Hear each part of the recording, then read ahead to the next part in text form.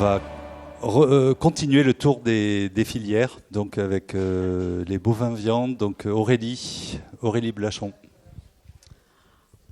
Bonjour à tous, donc oui, Aurélie Blachon de l'Institut de l'élevage, et donc moi je travaille notamment sur l'animation des réseaux Inosis bovins viande du sud-ouest, à savoir l'Occitanie, mais également l'ancienne Aquitaine.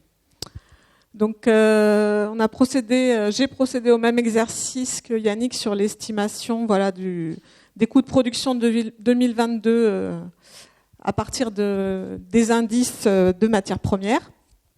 Donc comme lui, j'ai repris donc la typologie nationale, puisque à l'échelle plus régionale, vu la diversité des systèmes de production bovin-viande et des produits, des races, c'est compliqué d'avoir des moyennes avec un nombre de fermes significatif. Donc je pense qu'on a moins de chances de se tromper en partant sur un échantillon un peu plus important. Donc je suis restée sur la typologie nationale. Alors la première estimation de coût de production, là, c'est sur les systèmes qu'on appelle naisseurs de broutards, donc systèmes bovins allaitants, donc qui font naître des veaux qui sont commercialisés sous forme de broutards, donc qui est la catégorie principale de vente, avec des femelles de réforme qui peuvent être finies ou vendues maigres selon les systèmes. Donc dans ces systèmes naisseurs de broutards, donc on a 95 élevages, voilà. Donc la production de viande est précisée, puisque la particularité dans l'approche coût de production bovin viande, c'est de ramener l'ensemble du coût de production à la production de viande vive produite.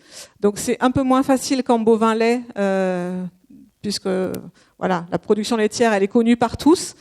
En production de viande, la production brute de viande vive, elle n'est pas facile à calculer et c'est pas forcément un indicateur qui est très fréquent dans les esprits, puisqu'en fait, il se compose à la fois des ventes en vif et des ventes en carcasse. Voilà, on ramène l'ensemble des ventes en vif, plus ou moins les variations d'inventaire et en enlevant les achats pour arriver à cette production brute de viande vive. Mais ça a un intérêt, c'est que c'est un indicateur commun à tous les systèmes de production bovin-viande, qu'il y ait des ventes en vif ou en carcasse. Et voilà, donc c'est l'indicateur commun. Mais c'est la difficulté, c'est qu'on a forcément un peu moins de repères, c'est un peu moins facile d'avoir des repères qu'au 1000 litres de lait. Donc dans ces systèmes naisseurs de broutards, donc la particularité, ce sont des systèmes plutôt spécialisés, donc avec 90% de SFP dans la SAU, une centaine de vaches et une production de l'ordre de 315 kg par UGB. Donc dans ces élevages-là, donc quand on fait l'exercice d'indexation à partir des indices IPAMPA de septembre lycée jusqu'à la fin de l'année, on a une augmentation du coût de production de 13%, donc de 65 € pour 100 kg vif. Donc une augmentation significative de 485 € à 550 € les 100 kg vifs.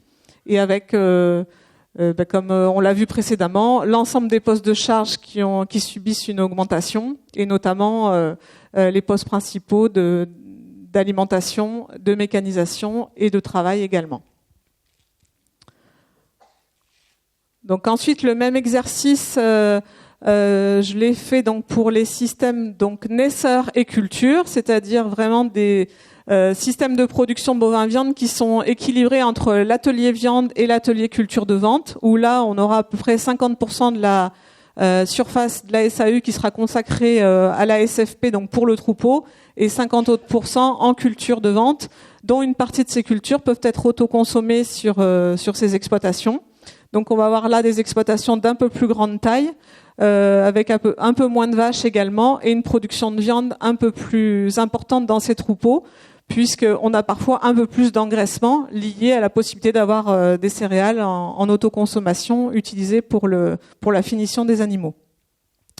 Donc dans ces systèmes naisseurs et culture, la hausse du coût de production elle est là de 15% sur l'estimation 2022, donc ce qui représente un peu moins de 70 € au 100 kg vif, et une progression là aussi donc de 15% de ce coût de production, avec des postes, les mêmes postes qui sont impactés globalement, et cet échantillon qui représente 36 élevages.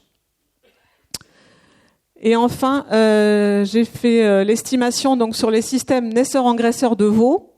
Donc là, pour ces systèmes-là, donc on regroupe dans cette typologie naisseurs-engraisseurs de veaux tout ce qui va être production de veau sous la mer blanc classique, traditionnel, mais également tous les systèmes veau d'Aveyron et du Ségala.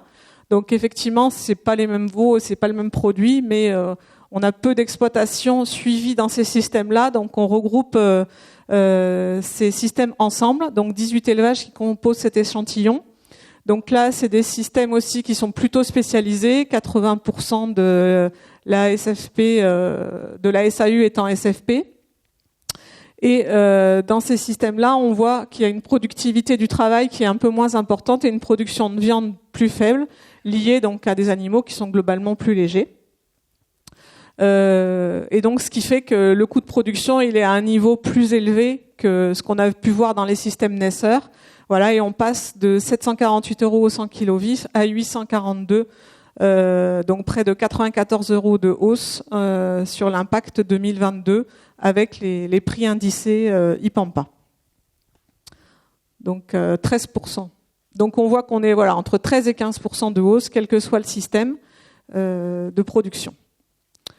Donc si on regarde globalement la hausse sur ces trois systèmes, ce qu'on peut voir, c'est que effectivement les postes principaux que sont les aliments achetés, les engrais et les dépenses d'énergie, elles représentent près de 70% de l'augmentation des charges courantes, même si l'ensemble des charges a connu une hausse.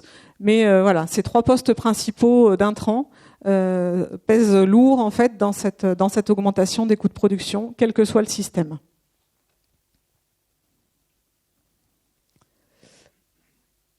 Et donc, en guise de conclusion par rapport à ces simulations, ces estimations qui ont été faites, on voit qu'il y a un impact conséquent de la flambée des matières premières sur les coûts de production. Voilà, plus 12 à 15% de hausse, comme on l'a vu. J'ai pas parlé des prix de revient par rapport au bovin lait, mais en fait, en bovin viande, les prix de revient, ils ont augmenté autant que les coûts de production, puisqu'on considère que les aides sont plus ou moins restées stables. Donc, les prix de revient ont subi la même hausse que le coût de production. Effectivement, on a calculé l'impact uniquement sur des prix indicés.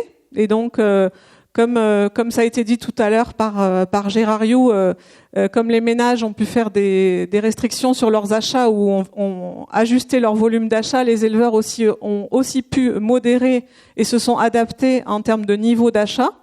Donc, ce qu'on a pu constater notamment à travers les retours des équipes des conseillers Inosis, c'est que pas mal d'éleveurs, notamment au niveau des engrais, on fait des impasses de fertilisation, notamment sur des prairies ou sur des céréales autoconsommées.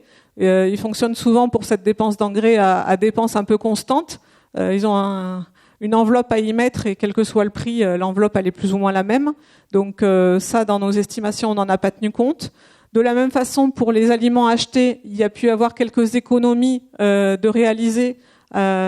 Souvent au détriment de la production de viande, des économies réalisées pour produire des animaux un peu plus légers ou un peu moins finis. Mais ça, on l'a pas pris en compte aussi et il faut le garder en mémoire. Par rapport à cette évolution de charge, effectivement, elle sera en partie compensée par l'augmentation des produits. Donc, on a vu les courbes des cotations relativement favorables. Mais ceci dit, on a quand même des évolutions très contrastées du produit viande en fonction des systèmes et des catégories animales et des races aussi également. Donc dans les systèmes Nesser, on peut estimer que le produit viande, il va progresser de 10 à 20%. C'est vrai qu'on a des différences entre les races, notamment, on sait que les produits blancs d'Aquitaine, ils étaient déjà à des prix relativement élevés, donc ils ont connu une hausse un peu moins importante que pour les autres races. Donc c'est ce qui explique ces écarts. Et dans les systèmes naisseurs engraisseurs de veaux, ça va être plus compliqué de compenser cette évolution des charges, puisque là, ce sont un peu les seules catégories animales qui n'ont pas profité de l'embellie des prix de vente. Et que ce soit en veau d'Aveyron ou en veau sous la mer, on a des évolutions de prix très faibles sur l'année 2022 qui compenseront pas du tout les hausses de coûts de production. Les calculs qu'on a fait d'estimation, on les a aussi fait à production de viande constante. Voilà, on ramène toutes les charges au même volume de viande produit. Sauf qu'il se trouve que dans pas mal d'élevages aussi, il y aura sûrement eu des adaptations sur les niveaux de production. Ce qu'on a pu constater, c'est qu'il y a eu des ventes parfois anticipées, notamment des broutards qui sont descendus d'estive plus tôt, qui ont été moins repoussés sur des zones qui avaient été les plus touchées par la sécheresse. Il y a également eu des durées de finition des vaches à l'engraissement des fois moins longues, des vaches moins finies, avec des opportunités de vendre des vaches en état ou juste fleuries à des prix intéressants. Donc ça va contribuer à une baisse de la production de viande et donc le diviseur du coût de production, s'il baisse, le coût de production il augmente, on dilue moins nos charges de structure et voilà. Il y a aussi les effets de la décapitalisation. Gérard Riou a montré des tendances de moins 3% au niveau national. Au niveau régional, on est plutôt entre moins 3 et moins 5,5% selon les départements d'Occitanie. Donc on ne mesure pas encore réellement les effets de cette décapitalisation, mais on voit quand même quelques gros cheptels qui arrêtent, des élevages proches de la retraite qui ont saisi des opportunités de prix intéressants pour arrêter ou pour diminuer, et aussi peut-être dans les élevages les plus intensifs qui vont être pénalisés par le niveau de chargement de la prochaine PAC et des 1,4, qui en ont peut-être profité pour décapitaliser un petit peu, pour baisser le chargement et pouvoir passer plus facilement l'année prochaine. Et enfin, ce qu'on n'a pas pris en compte dans nos estimations, c'est donc les effets de la sécheresse 2022, et avec là aussi une forte hétérogénéité entre départements, mais même à l'intérieur d'un même département, avec des fois des orages, des fois des situations différentes en fonction des types de sols, des types de prairies, etc. Il y a eu quand même souvent, heureusement, des reports de stock 2021 qui ont été salutaires, mais pas toujours suffisants, bien au contraire. Des distributions de fourrage importantes pendant l'été, même si là, sur l'automne, il y aura peut-être une rentrée en bâtiment un peu plus tardive, mais voilà.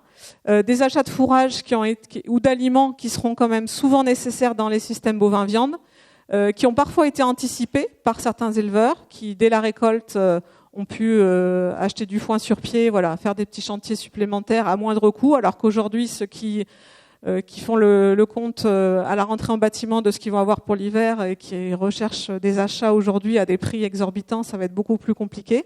Donc il y aura certainement des charges supplémentaires qu'on estime en moyenne à 150 € par UGB. Si on ramène ça en kilos de viande vive, on peut penser que ça va être entre 20 et 50 € du kilo de viande vive quand même l'impact de ces achats de fourrage supplémentaires. Donc ça impacte aussi très fortement le coût de production par rapport à ce que j'ai montré précédemment. Et aussi des frais supplémentaires qui seront à noter pour des renouvellements de prairies, même si avec l'automne sec qu'il y a eu, ça a été compliqué. Mais il y a aussi eu des dérobés qui ont été faits pour essayer de pallier à la sécheresse estivale, qui n'ont pas toujours fonctionné, mais qui ont en tout cas engendré des frais importants. Voilà, donc l'estimation qu'on a faite, elle est assez théorique, et la réalité, je pense qu'elle sera un peu différente, et on va avoir un exemple concret cet après-midi dans nos ateliers, donc ça va être intéressant d'aller plus loin que ça.